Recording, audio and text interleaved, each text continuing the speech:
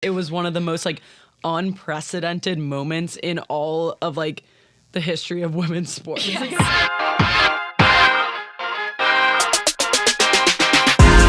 Hi everyone, this is the PreWrap. Woo.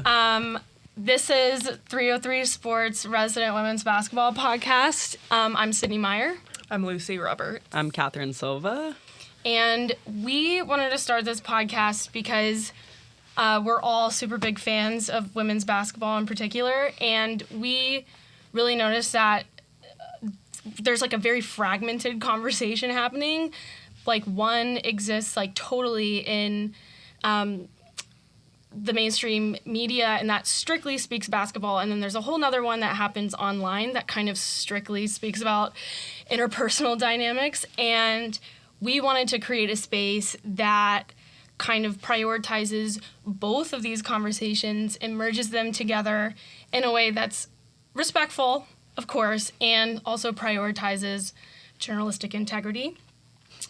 Because we all know that off-court dynamics obviously impact the product on the court, and so we believe that women's basketball especially deserves a nuanced conversation that encapsulates both of those things. Absolutely. I mean, it's a huge part of women's sports, and I feel like it's a lot of reasons why people like watching women's sports or women's basketball in particular. I know I'm not going to be like hoity-toity on my high horse and be like, I don't like hearing about the off-court drama. I like hearing about it as well, but I think that we all agreed in making this podcast that there's a thoughtful and even just like intellectual, real way to talk about it without it being exploitative. So I'm looking forward to the conversations we're going to have. Yeah, for sure. Yeah. Cool.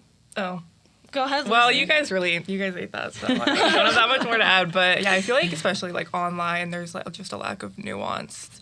And I don't know if people online necessarily like read a lot of journalism like about women's sports. Like they might just watch it and then take their thoughts directly to, I don't know, social media. So I think it'll be cool and interesting to kind of blend those things here, and I'm excited. Totally. Cool. Let's do it. Let's get into it.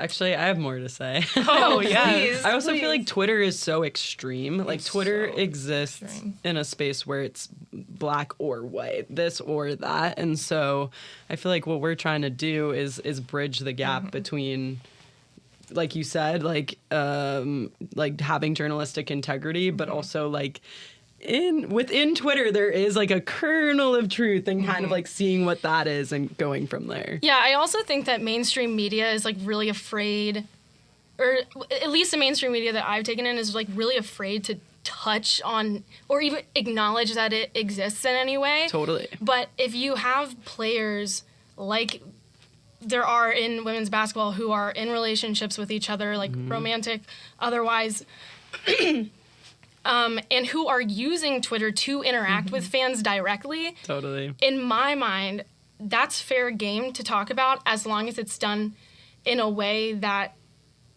like I said, prioritizes journalistic integrity and is respectful to people's personal lives and privacy. And so I think this is going to be like a conversation that we can continue to have throughout the podcast. Like, and I think amongst ourselves that we'll have like, how do we like walk that line? Yeah. We need to get a buzzer whenever one of us isn't being like being a moral journalistic bad.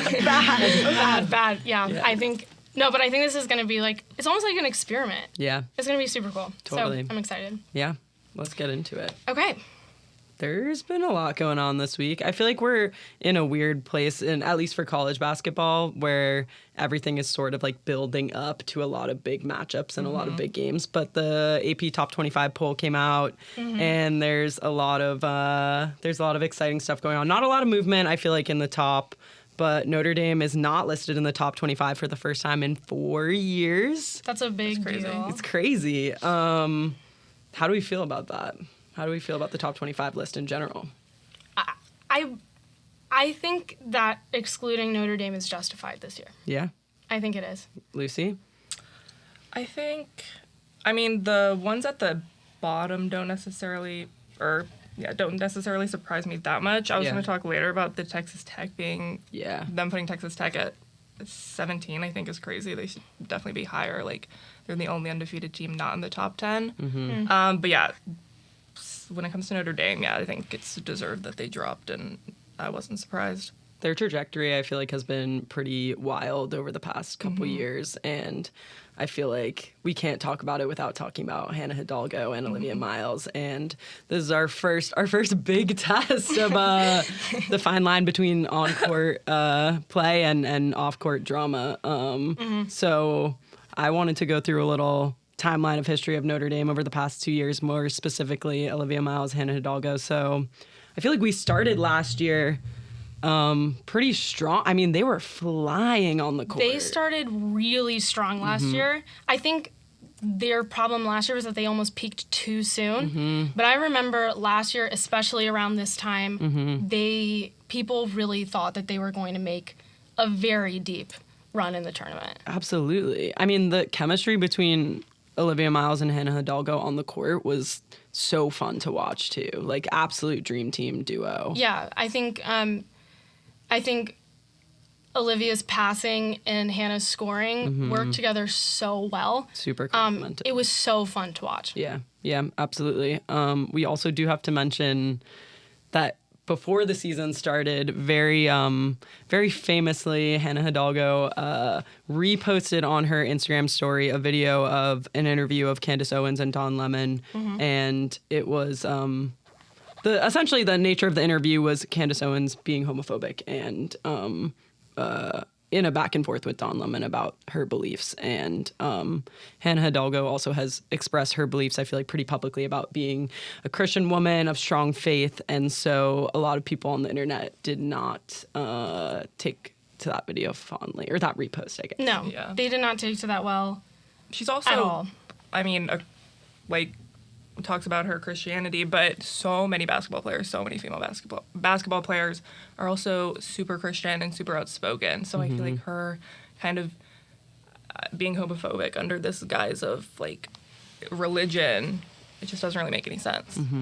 I think it's hard to justify because, like you said, there are so many out queer basketball players who speak super openly about being Christian. And one of those is Olivia Miles. So, if you want to continue on with your timeline. Right. So that happened before the season, but they were still playing really well. I guess we're not in the locker room. We don't know exactly what went on and what happened, but they had such a deep drop off at the end of the season. That was just like unbelievable.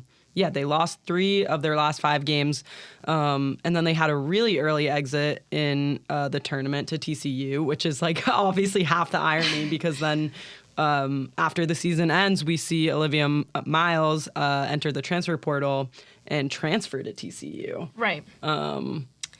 And I feel like it's worth saying that when all of the chatter was going on online about her repost, she kept very tight-lipped, and the whole team did. No one talked about it. No one really acknowledged that it had happened, and so there was kind of this thing looming over, especially when it came to the conversation among fans about this team. I actually have a personal anecdote. I went and I saw Notre Dame play at Louisville at the Yum Center. I was sitting right next to the band, and every single time Hidalgo went up to shoot free throws, the band would chant "Love is love" at her. Wow.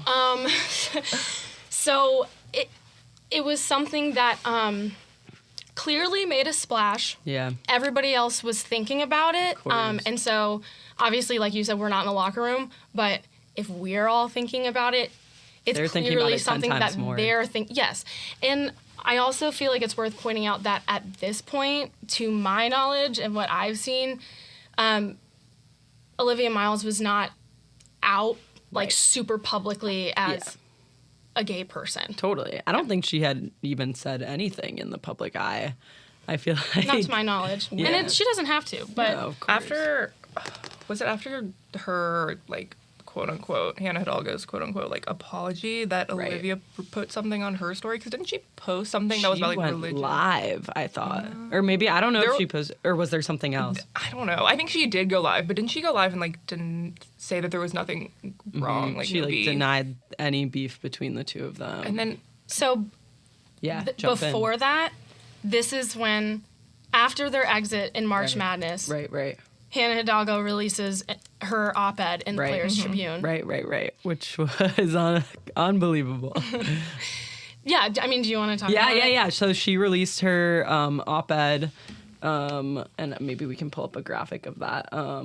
And yeah, basically talking about her love for basketball, and just like her trajectory with the game and going to Notre Dame and things like that. And then you get to a section of the op-ed where she talks about trying to figure out her life as a 19-year-old basketball star and how to use social media and what it is to have a platform and the learning process of it. And then she doesn't explicitly say, I posted something homophobic, I said something homophobic, and I'm sorry. She says, you know the post that I'm talking about. So already we're getting a little murky with like the accountability, I think, there. But she did apologize. She did say, I grew a lot from the conversations I had coming off that mistake, especially with friends I was afraid I'd hurt.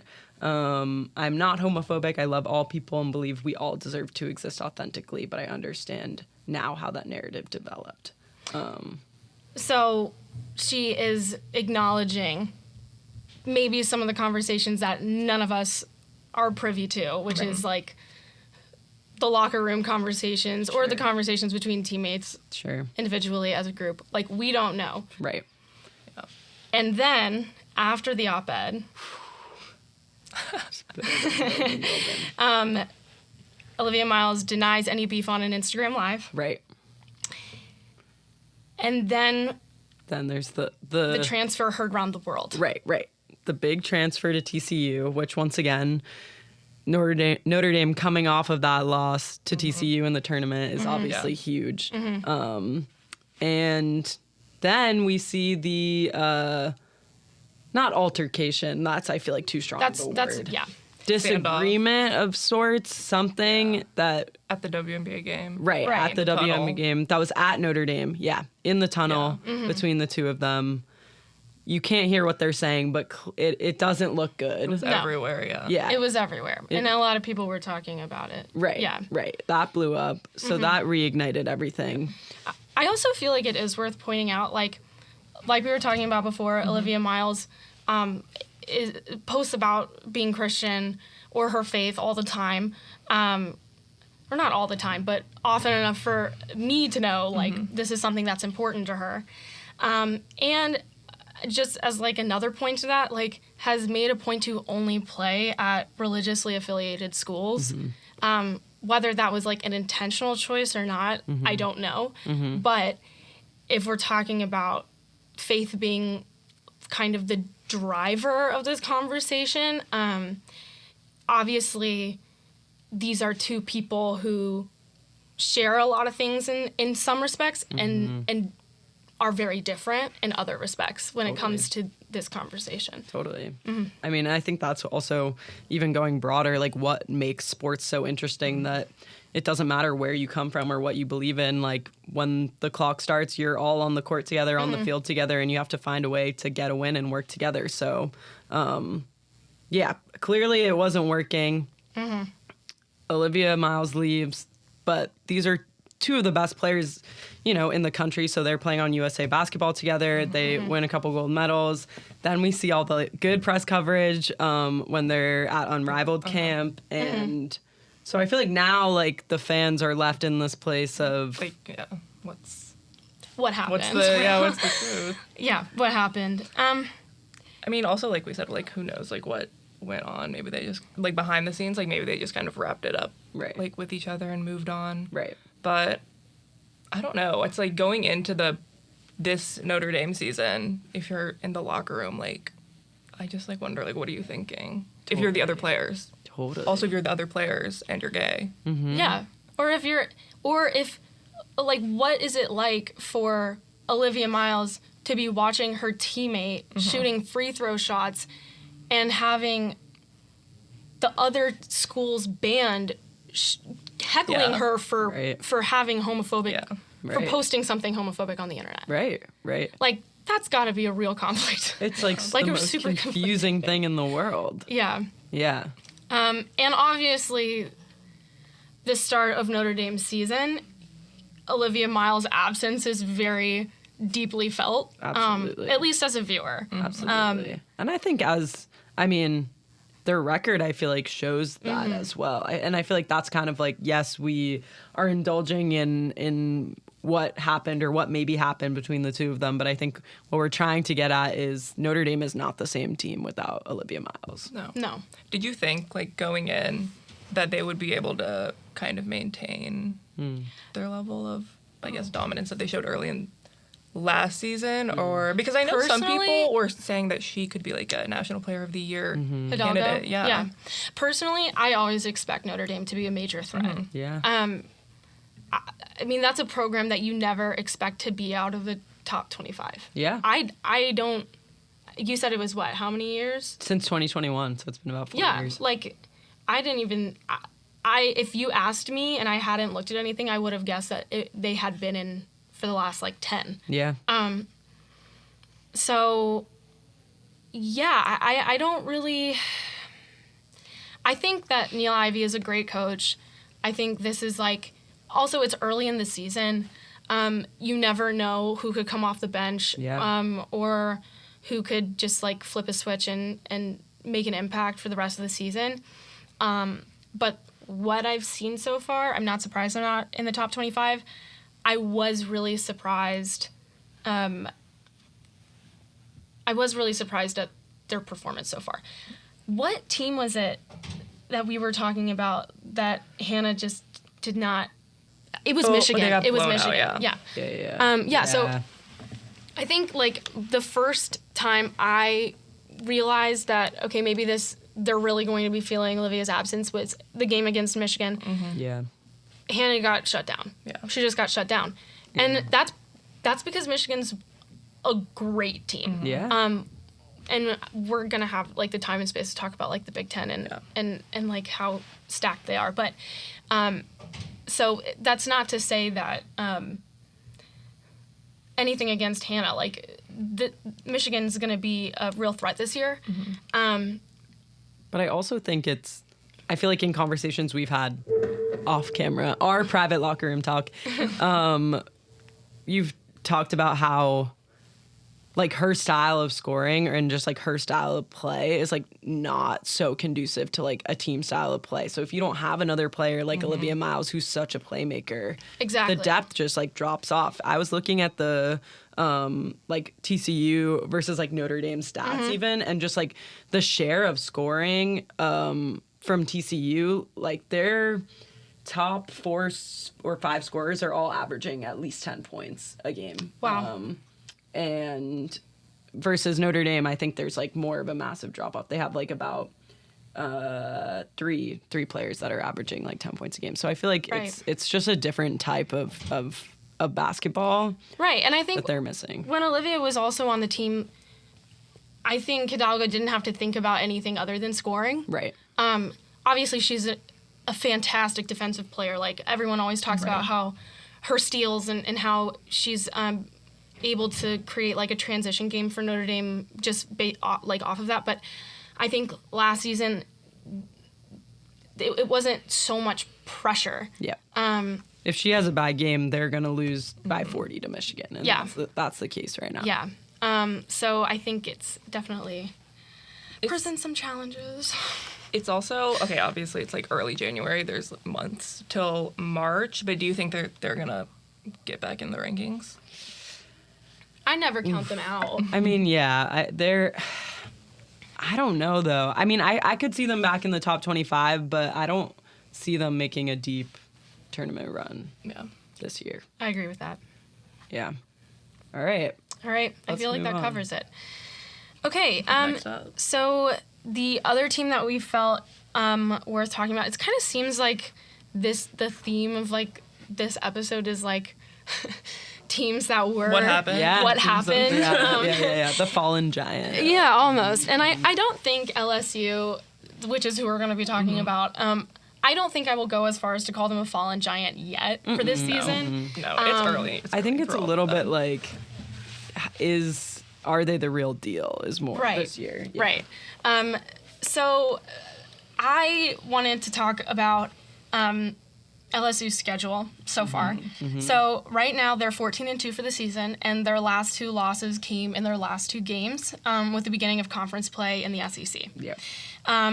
So just to recap, they opened their season scoring with over 100 points over their opponents for 8 games in a row, which is insane. Yeah, okay? crazy. And I just want to say, like, I don't care what conference a team is in. If you're a Division I basketball team and you are able to score over 100 points on 8 games in a row on another Division I team, like, that's impressive. Okay?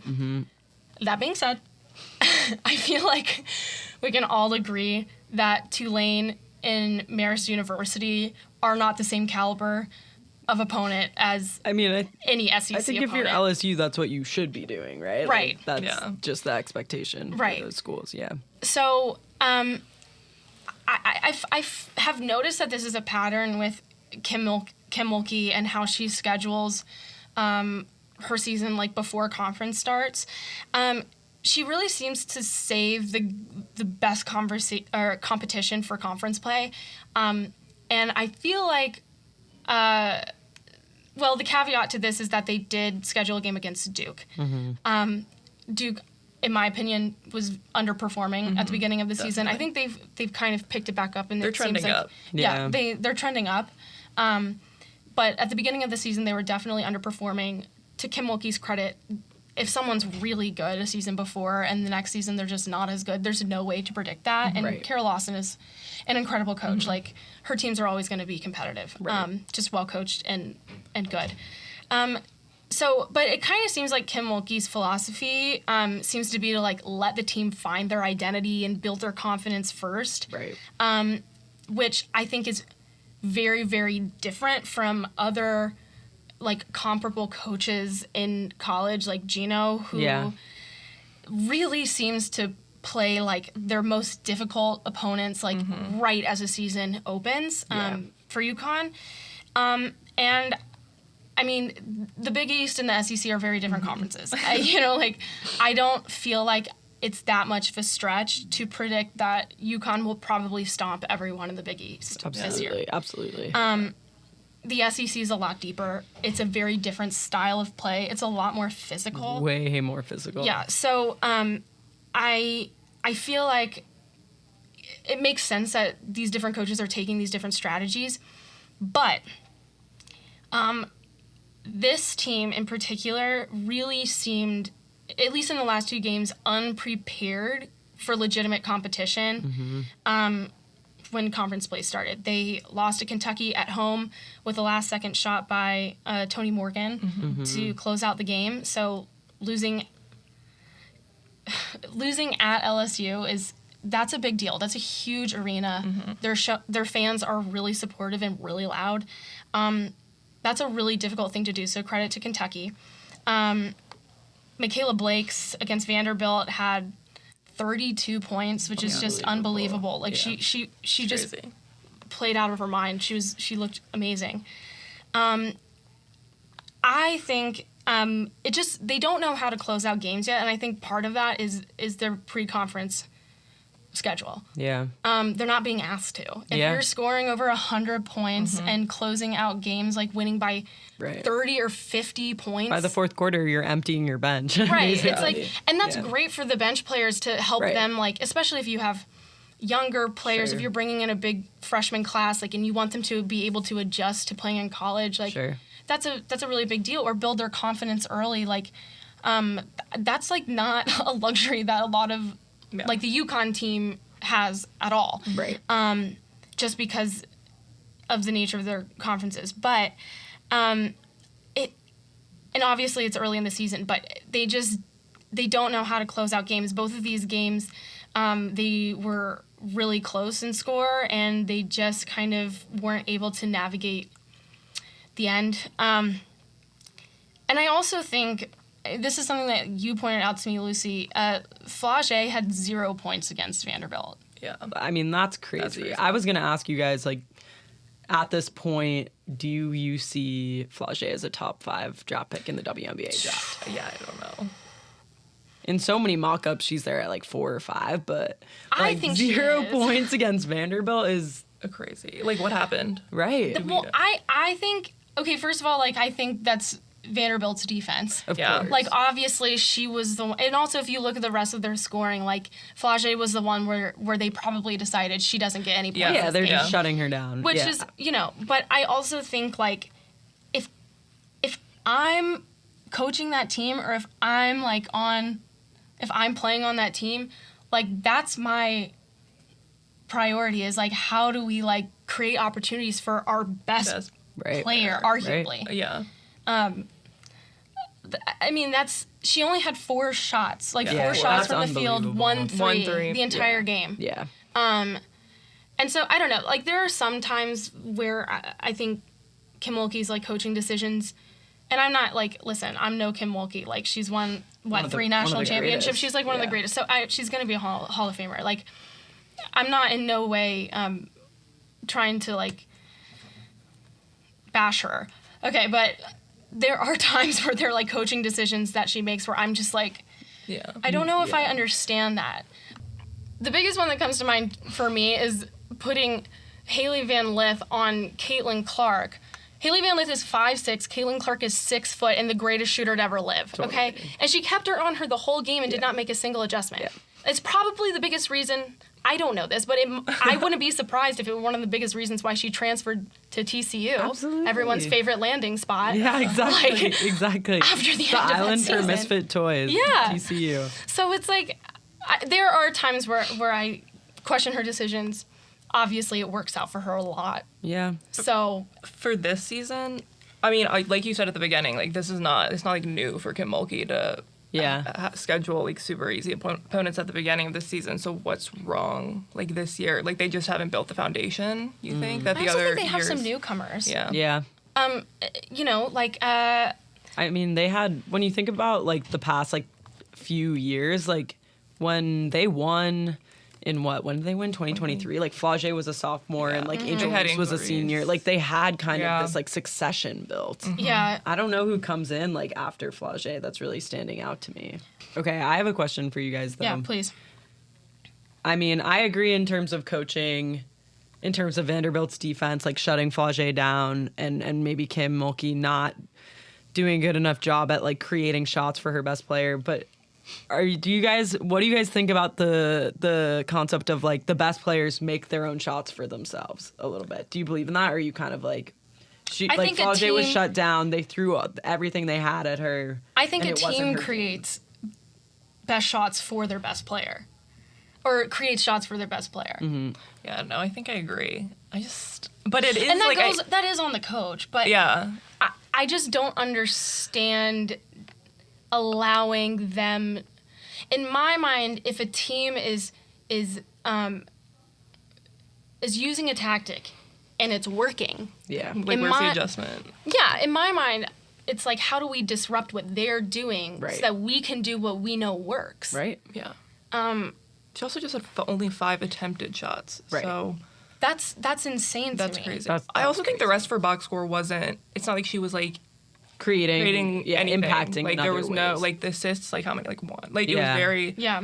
low. Yeah. Like over, like it wasn't Yeah. like, because sometimes like your shot's just not falling Yeah. and that's fine. Like I feel like last Yeah. year in the W, you saw that from Caitlin Clark a lot, and then she would like put up like 10 assists. Yeah. So Right. you're like you're impacting or like have like 3 or 4 steals. You're impacting the game in other ways. There was like no. It's like she wasn't there. Right. So then, who do you think is responsible for that? Is that Flage or is that Mulkey? I mean, I don't know. I feel like we need to see how they stack up against like the other big players. Yeah. As the season goes on. Is this a pattern or was it like a fluke accident game? Everybody's allowed to have like Yeah, a that's a freak good point. accident game Right. where you Yeah. don't score, you don't impact the game. The problem is that every other team is going to watch What Vanderbilt? Vanderbilt Yeah. and Kentucky to scout them. right. And they're going to be like, okay, they shut Flage down. Right. And so, So that's when Kim Mulkey needs to lock in. right. I guess we'll see. Like, we can only. I mean, there's only been 2, and it could be like a free game. I don't think Flage is like. No. Like, there's She's no definitely- way I she's- personally definitely think that she's a top 5. Yeah, draft I pick. still think so right now. Yeah. And she has a lot of time to bounce back. Yeah. For And sure. I mean, they play Texas, so that'll be I was gonna interesting. say. Right, so this is our segue. Our beautiful segue. Our beautiful segue. That's what you do in a podcast. Yeah. Segue. So the LSU-Texas matchup is going to be a real test for them. Yeah, I'm excited for that game. And it would be an enormous win for them. Unbelievable. Because, Lucy, Because take it away. yes, okay. So there's 4 undefeated teams. Actually, last night Texas Tech was real close. I thought they were maybe gonna lose, and I'm like, oh, gonna have to. It'll only be 3 for the podcast. Yeah. But yeah, Texas LSU on Sunday, I think, and That's gonna be crazy. Yeah, I kind of feel like Texas like has nothing to lose a little bit. Like obviously they're ranked way higher, but I feel like LSU's reputation. they have everything to gain. Yeah. Yeah. But okay, so it's Texas, UConn, Vanderbilt, Texas Tech are the only 4 undefeated. And Texas, they're great. I really think they might be the first to fall because this week, like we said, LSU on Thursday, they have South Carolina, who's, they're looking for revenge because they narrowly lost in, what was it, like the Players Era Championship? It was like end of November.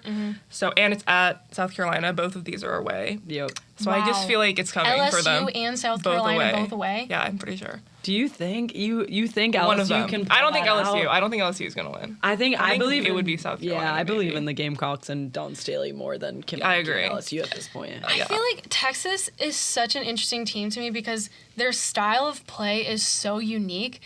They don't really shoot 3-pointers. Yeah. Which is the total opposite of like every other team's philosophy, I feel like. Yeah. I mean, for almost every other league, everyone shoots I was gonna threes say first. the NBA and the W. Like I feel like the trajectory in the past like 20 years even of the It's like style. all- Yeah. So many threes again. Yeah, it's like statistically, I guess that's the call. Yeah. But there is something in me that's like kind of, I don't know, I like that they do things. It's a little old school. I like that they do it differently. Yeah. It's like fun to watch. It is fun to watch. Yeah. It's unique. Like people have to adjust their game because they're so Yeah, different to defend them. Of course. If you don't have an inside presence, Yeah. it's really hard to. You have to make a ton of 3-pointers to catch them. So They have Interesting. had like a couple like close wins over the they narrowly beat Ole Miss. Yeah. And then Ole Miss is hard. they Cody McMahon is playing for Ole Miss now. Yeah. She's a dog. So I don't know. I just feel like, especially because the other undefeated teams like UConn, I don't see them. I don't see them losing. I can't think of like one team they would lose to be honest. especially like as they're in their conference play. Well, if you think about like who they have the outside presence, they have an inside They have presence. everything. I mean, It's they're like, the most well-rounded team. Yeah. They're so well rounded. Yeah. I can't think of a single. Do you think they're gonna repeat? I was gonna say in my bones, like I don't feel like they will, but I'm Really? I'm kind of like who could will beat they- them? I'm Maybe like they're not gonna Texas. lose to anybody, No. but they're not gonna win the championship. How does that work? But I don't know. But yeah, but I'm kind of like if not them, then who? And who? Yeah. Okay, Maybe so Texas. But so- I don't know. Yeah. we all think. Do you think Texas is first to fall, Lucy? I think so, just because UConn, I don't know who they're gonna lose to, and I think they just have harder matchups first. Yeah, So if they makes don't sense. lose those, Okay. then okay, they won't. But Yeah. I don't know. Vanderbilt does have their the tough SEC conference schedule coming up. Yeah. But I think it's just a little bit later. That's the Yeah. only reason I would think. That makes sense. Okay. I But do you feel think like- you think of Texas and Vanderbilt. Who's Who's- better? Yeah. Who are you taking? Probably Texas. Yeah. Yeah. Okay. Yeah, Okay. yeah, That's Texas. who I would Yeah, take. Texas. For definitely, sure. That's who definitely. I would take. But I do feel like LSU Texas, like that game is gonna be like a turning point for whichever Yeah, team wins in their that's true. season. You I know? huge. totally So- agree. So we'll because see. if Texas does take LSU, I think their confidence is going to be Exactly. so high. Exactly. Like there's just nothing. Yeah. Like watching teams beat LSU, Yes. it's like they won the national It's championship. unbelievable. But if Yeah. LSU wins, then they're going to be like, okay, we have our sense of identity. We know who we are. We Right. know we can do this. Right. Yeah. Okay, Lucy, I want you to talk a little bit about Texas Tech. Yeah. Because Yeah, I you're feel like upset. You're Well, upset. I just think it's kind of crazy. It's not even like I'm a Texas, like I've been like super following Texas Tech, but No. they're clearly, okay, how many have they won? They're undefeated. They've won like what 17. I don't know what their exact record is. I think they're 16 and 16 now. Yep. Okay. They're the only. I just think it's crazy that they're the only undefeated team that's not in the top 10, and it's Yeah. not like they're 11 or 12. They're 17. I think Baylor was above them, and they beat Baylor. Yeah. Oh, yeah. interesting. I'm. They And did beat where's- Baylor. Yeah. Where is TCU? TCU's 13, I believe. Yeah. Interesting. So they're LSU ranked, was like dropped to 12, I think. Yeah. 11 Okay. or 12. Yeah, 12. So, and they beat, like, it's not like they've played no one. Like, they have, like, Power 4 wins. so Yeah. they're ranked below TCU, who's in the same conference as them, Right? Yeah. and they're ranked below Baylor, who's in the same conference as them, who they've beat. Yeah, and right? I think in their conference they're, like, well, no, I don't know what they are in their conference. But, and they beat West Virginia yesterday, which was Wednesday at the time that we're recording this. And that was like they were kind of like trailing for a lot of it, and then like at the end, like we were talking about with like being able to close out games, they just like kind of locked in the last like minute. I think that's like for me when I'm watching teams, that's what I look for. That's when Yeah. I was like, oh. When do you come alive? And if you Yeah. sometimes like if you wait to come alive too late, it is too late. Right. But a lot of the times, that's when teams win games. They trail the whole. Yeah, they Right. trailed, They and then trail like and right then at the end. Yeah. They come in and They pull it turned out. up. Yeah. Yeah. So All right, so that's why like stop they're- disrespecting. I know. I Texas think they're Tech. being disrespected, but like it's not like I think they're gonna like win anything Go huge. But like I yeah. just think it's great. Like for that how they are like right now in this moment in time, like Yeah. they should be. Maybe when the next poll comes out Yeah. next week, Yeah, yeah. we'll check back in. We'll check back in. Yeah. Okay. They've got to Okay. At be. least like top 15, especially if they remain undefeated. Yeah. Yeah. But I'm trying to look Oh, at who are like they playing actually? their schedule for the rest of the season. Their biggest matchups are Iowa State. They got TCU, which will be huge, February 1st. Those are the biggest ones. See, that's why I'm like I don't know if they'll fall before, Right. Just because they don't have in the schedule. Yeah, it's Okay. not extremely But difficult. I don't know. Yeah. I just think it's crazy that they're. What about players to watch Ooh. Oh, they for had, Texas Tech? Okay, I wrote this down. Bailey Maupin. Like, Yeah. I don't know how many. I don't remember how many points she scored, but I think she's just been like, Balling. yeah, balling. So Okay. that's Texas Tech. Like everyone. All right, watch out. everyone watch Texas Tech and keep an eye out for Bailey Maupin. Yeah. We're putting $100,000 on Texas Tech To win the it entire- all. Yep. Then we're taking PreWrap Global Yeah. when we win it. Yeah. PreWrap Global. Oh my God. All right, let's wrap with some like lighter stuff. We like to, and by we like to, I mean we're going to, Yeah, because this is our It's- first episode. But we like to do a little game at the end of every episode. So I think we're gonna do like a trial and error of what game we like. But today we're gonna do classic start bench cut. Our 3 iconic moments in women's basketball. From the last.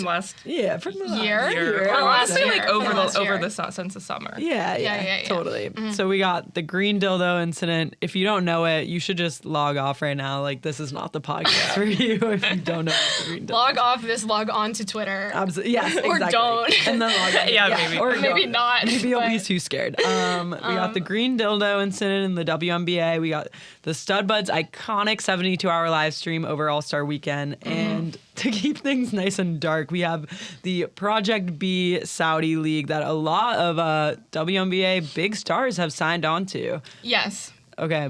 Project B, like the Project B Twitter. Oh, and the The drama. the Twitter drama. drama. specifically Okay. the drama. The Twitter drama. Okay. I'm gonna go. Do you want to go Yeah, first? you start, Lucy. Yeah, you start, Lucy. Okay, I think I'm gonna start the stream, the live stream, because Okay, yeah. I feel like it was just kind of fun. Actually, I had a friend who like didn't watch women's basketball, and she like the following week after All-Star Weekend, she was like sent a picture. She lives in New York City. Yeah. She was watching the Liberty, and she was like, "I'm obsessed with women's basketball right now." And I was like, "Oh, like really?" And she credited the stream. She was like, "I was just all over like my For You page, and like." She just really liked getting to know the personalities of the players and then like watching them on the court. I think she had more of like a vested interest.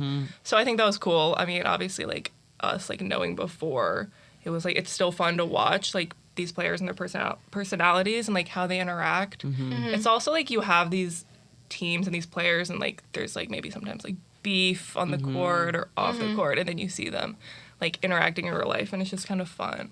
I see. think that we should have an entire episode like literally dedicated to like unpacking the like effects of the Studbud 72-hour live stream, because I actually feel Yes. like it was one of the most like unprecedented moments in all of like the history of women's sports. Like, I feel like it like revolutionized like the access that fans have to like these athletes, and it like revolutionized like what we were talking about it, the line between exploiting these players' personal lives. Like, they're the ones like giving it to us, Right. like consenting to have this access, and especially just like in this like home video type of way. Like, I just feel like there's never been anything even close to that in terms of like No, and also I think it's created dynamics between them and other players who do want to protect their personal lives a little bit more, That's absolutely, which is interesting as well. totally. Okay, you so gotta you're, start that. you're I'm starting that. Starting the Studbuds. I think I'm gonna bench the green dildo situation because Oh wow.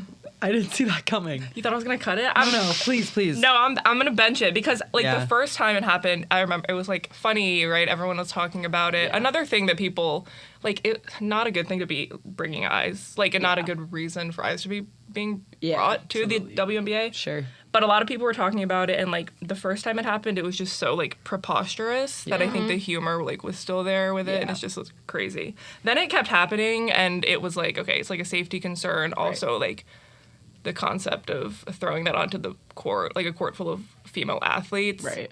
And then I know it did like it happened at an NFL game or something, so it wasn't like See, but I didn't hear about that. Right. that's a good point.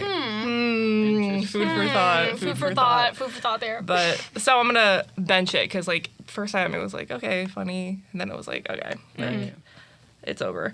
And then I'm just gonna cut the Project B Twitter drama because Project B, I feel like when it happened, like it was so like it was kind of like shrouded in like mystery. It honestly still is to me. I'm still kind of confused by it and like how much involvement there is. Like the first thing I saw was NECA like announcing her partnership with it, or so I'm just cutting it because You don't want to think about it. I just don't even know like the extent of it, Yeah.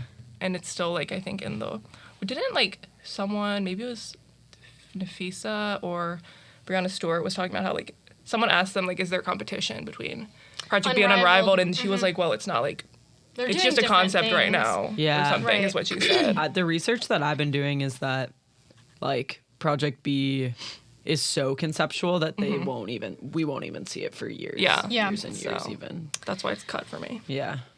Okay. Should I go? Lay it on us. Okay. I also am going to start the Studbuds 72-hour live stream Yep. for reasons that we've all talked about. Yep. I am going to bench Project B Twitter Yeah. because, like you were saying, I feel like we know so little about how much Saudi money is actually going to be in the league. I also feel like there's precedent for this. Like, why was Brittany Griner in Russia in the first place? If you watch Diana Taurasi's documentary, Yeah, so she talks good. a lot Yeah. about playing in Russia and being like, just kind of not think about. I Yes. didn't know where that money was coming from. Yeah. And what's his name got murdered. The owner of their team got murdered. yes, Yeah, here, that was I'm gonna look up- Brutally. Yeah. Her and Sue were playing together. Yeah. And they were like sad about it. Yeah. And it's, Yeah, like the Because he dynamic gave was them so interesting. much access and money and treated them like the way the NBA Yeah. players are treated.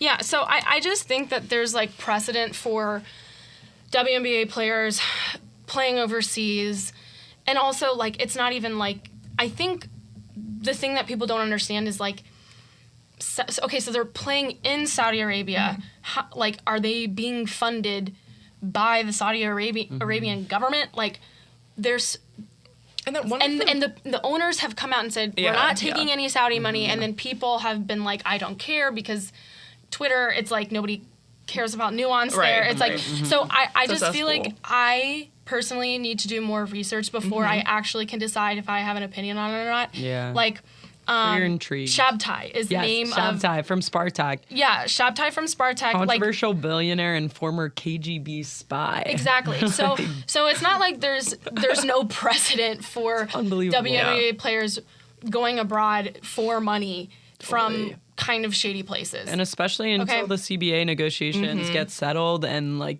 these women have deals and salaries and charter planes and like basic things that these athletes should have access to. Yeah. They're gonna be taking these deals. I feel like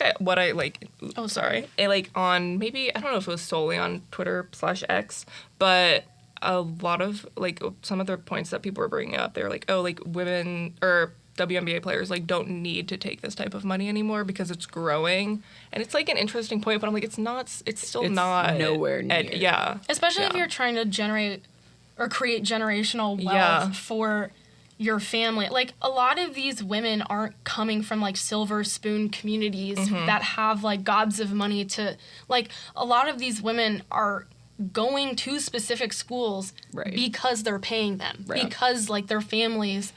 A lot of these people are, like, some of the first people in their family to make the kind of money that they're making. And so that means, like, if you're going to be able to sustain that for your family for generations, like...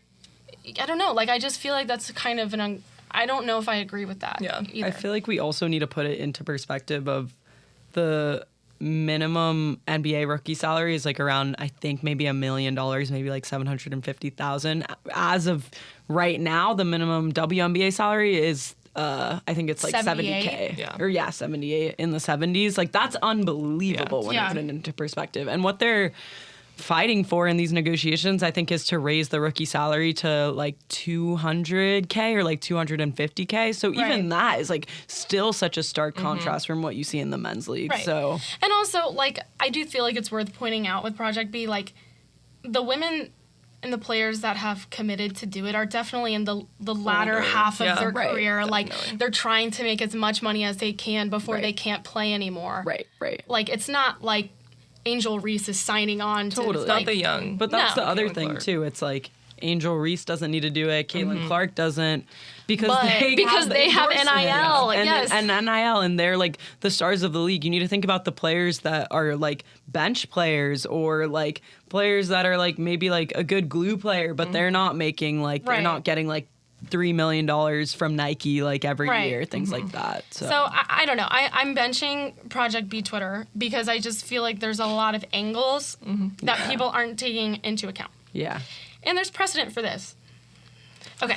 I'm cutting the green dildo. In protest? No, okay, so, well, maybe in protest, yeah, okay.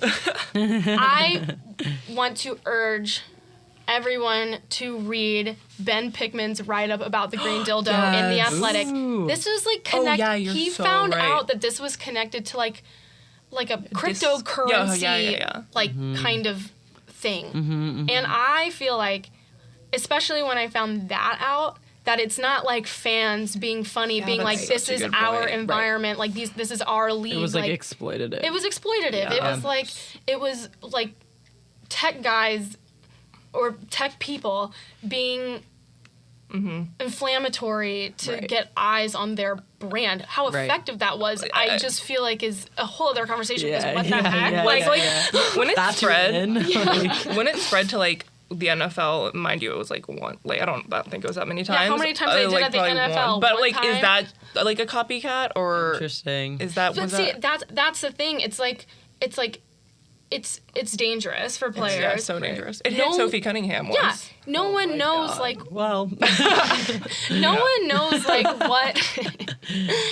It's dangerous. Like no one knows what it's even meant to be about. And then I found out it was a bunch of tech guys. Yeah, it just kept getting worse. It's just like it just kept getting worse and weirder. And I was like, it's not even like fans like having a sense of humor. Yeah. Because at first I feel like a lot, like all the players, or at least the players that I saw talk about it was like in a joking way. They thought it was funny. The first time. Yeah. And then it's like Sydney Colson made a whole skit about it. Right. Like that's funny. Yeah, that was funny. And then it gets to a point. And then it got gross and weird. Like immediately it gets to a point. Right. Okay. So moving on. Okay.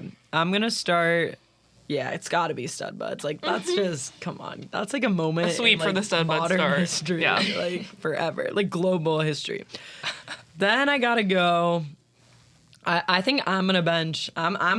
We have the same start bench cut. I gotta bench Green Dildo because your points are very valid, but I'm coming at it from a similar angle, but like in the way that I'm like, Oh,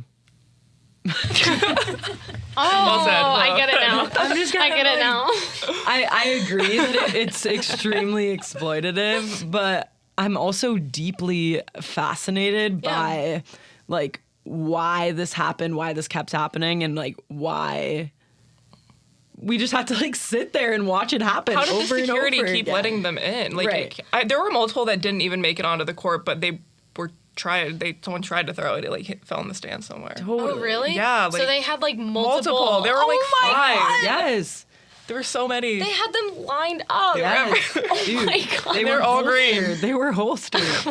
I think I want to bench it in a way that it makes me so angry, but it like puts a fire in my belly that I'm like, I need to like stare into the face of the beast. To the face of the tech bro. Yeah, exactly. Organize That is this. the beast. And remember like on the where we Discord, came wherever from. they were talking about Okay, it. perfect. So then Yeah. you're benching Project B. No, I'm cutting Project. No. Oh, that's what I Cutting. mean. You're But- cutting Project B. Ugh, I feel so conflicted about Project B because it is so like these women need to get money, but it's also coming from such a like Yeah, it's like sports washing. exactly, It is. exactly. It totally is. So And so, like this, it reminds me of like all the comedians that took the gig in Saudi Arabia, and everyone was like, So we just like Yeah, what's that don't golf care league? about Live. live golf. Oh, yeah. Golf. Live Live golf. golf, yep. So, yeah, I feel like the Saudis have been like working their way Yeah. through into like different parts of American Yeah, culture. absolutely. Well, Cristiano Ronaldo like signed that huge Yeah. near $1 billion deal to go play in the Saudi league, and Right. they give him like everything he wants. And even like when the World Cup was in Qatar. And they were like giving players like Rolls Royces, like if Right. they like won matches, like it was crazy. Yeah. So this is such a. There's just so much there to Unpack. unpack. Yeah, to line through. absolutely. We'll have to do a deep dive. Yeah. Yeah. All right, so that's it for PreWrap. Woo. Thank you so much for listening or watching wherever you are. Tune in next week. We're going to be putting up episodes every Friday. Friday afternoon. See you there. And yeah, we'll see you next week. Cool. Yeah.